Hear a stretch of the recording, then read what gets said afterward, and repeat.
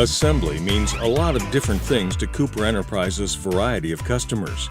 Some customers want components only, or components with some value-added assembly, such as installing a threaded insert. Other customers require sub-assemblies, while others need an entire fixture assembled with over 100 different components.